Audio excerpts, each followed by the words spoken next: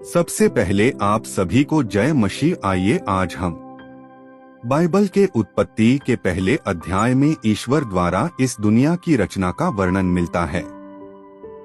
इसमें बताया गया है कि ईश्वर ने 7 दिनों में पूरी सृष्टि को कैसे बनाया। आइए इसे सरल और सहज भाषा में समझते हैं। शुरुआत में कुछ भी नहीं था। न जमीन थी, न आकाश, न सूरज और न ही जीवन। सब जगह सिर्फ अंधकार था। ईश्वर ने इस अंधकार में अपनी रचना की शुरुआत की। ईश्वर ने सबसे पहले कहा, प्रकाश हो, और तुरंत प्रकाश हो गया। उन्होंने प्रकाश को दिन कहा और अंधकार को रात। इस तरह पहला दिन रोशनी और अंधकार को अलग किया। दूसरे दिन ईश्वर ने कहा, पानी को 2 हिस्सों में बांटा जाए। एक हिस्सा ऊपर चला गया और आकाश बना। दूसरा हिस्सा नीचे रह गया। इस तरह आकाश का निर्माण हुआ। तीसरे दिन ईश्वर ने पानी को एक जगह इकट्ठा किया और सूखी जमीन बनाई। उन्होंने सूखी जमीन को धरती और पानी को समुद्र कहा। इसके बाद उन्होंने धरती पर पेड़, घास, फूल और फसलें उगाईं। चौथे दिन ईश्वर ने दिन और रात के लिए समय और रोशनी बनाने का काम किया। उन्होंने सूरज बनाया जो दिन में रोशनी और गर्मी देता है। चांद और तारे बनाए जो रात को चमकते हैं।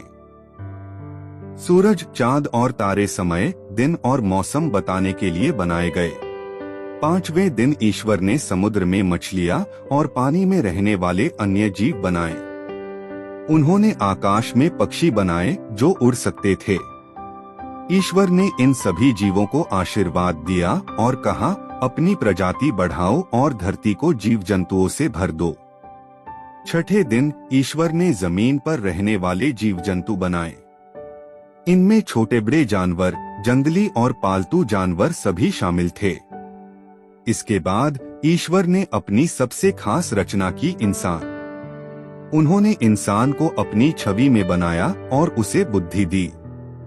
इंसानों को धरती की देखभाल करने और सभी जीव जंतुओं का ध्यान रखने की जिम्मेदारी दी। 6 दिनों में सृष्टि की रचना पूरी हो गई थी। 7वें दिन ईश्वर ने आराम किया और इस दिन को पवित्र घोषित किया। उन्होंने इसे विश्राम का दिन बनाया और इसे आशीर्वाद दिया। सृष्टि का उद्देश्य। इस पूरी कहानी से यह समझ आता है कि ईश्वर ने सृष्टि को बहुत सोच समझकर और संतुलन के साथ बनाया। हर चीज का एक उद्देश्य है। दिन रात से समय बना। पेड़ पौधों से जीवन को हवा और भोजन मिला। सूरज और चांद ने धरती को रोशनी और दिशा दी। जीव जंतु और इंसान ने धरती को जीवंत बनाया। ईश्वर ने यह सब इंसानों को सौंपा ताकि वे धरती का ध्यान रखें और इसे सुंदर बनाए रखें। यह कहानी यह सिखाती है कि ईश्वर ने एक व्यवस्थित और सुंदर दुनिया बनाई। हर चीज उनके आदेश से बनी और सब कुछ अच्छा था। हमें सृष्टि की इस सुंदरता को बनाए रखना है और ईश्वर के प्रति कृतज्ञता व्यक्त करनी है।